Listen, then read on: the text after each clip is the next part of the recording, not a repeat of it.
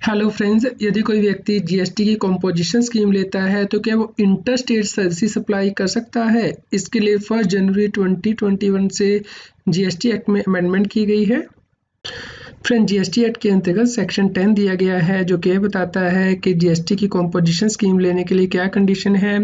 Friends, यदि किसी व्यक्ति की टर्नओवर 1.5 करोड़ रुपीस तक है तो वो जीएसटी की कंपोजिशन स्कीम ले सकता है। यानी कि जैसे कि कोई व्यक्ति मैन्युफैक्चरर है या फिर रेस्टोरेंट सर्विसेज सप्लाई करता है जो कि schedule 2 paragraph number 6 clause B के अंतर्गत मेंशन की गई है, या फिर कोई ट्रेडर है।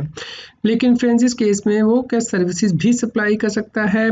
जी हाँ फ्रेंड्स, इस केस में वो सर्विसेज भी सप्लाई कर सकता था, लेकिन जो सर्विसेज की वैल्यू होती थी वो जो उसकी टर्नओवर है उसके 10% अमाउंट या 5 लाख रुपीज़ विच एवज हायर तक वो सप्लाई कर सकता था। मान लीजिए उसकी टर्नओवर 80 लाख रुपीज़ है तो उसका 10% यानी कि 8 लाख रुपीज़ तक वो सर्विसेज सप्लाई कर सकता था। लेकिन फ्रेंड्स, अब यहाँ पे देखिए सब क्लोज 2 के अंतर्गत clause B, C and D में अमेंडमेंट कर दी गई है।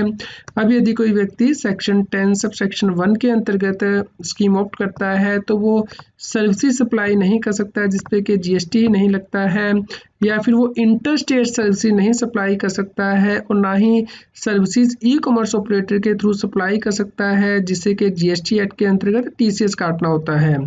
यह 1 जनवरी 2021 से अमेंडमेंट की गई है। फ्रेंड्स, उम्मीद करते हैं कि आपके लिए यह न्यूज़ यूज़फुल रही होगी। कृपया लाइक कीजिए और अधिक से अधिक शेयर कीजिए ताकि सभी लोगों तक ये जानकारी पहुंच पाए और वो जीएसटी एक्ट के अंतर्गत कंप्लायंस कर पाए।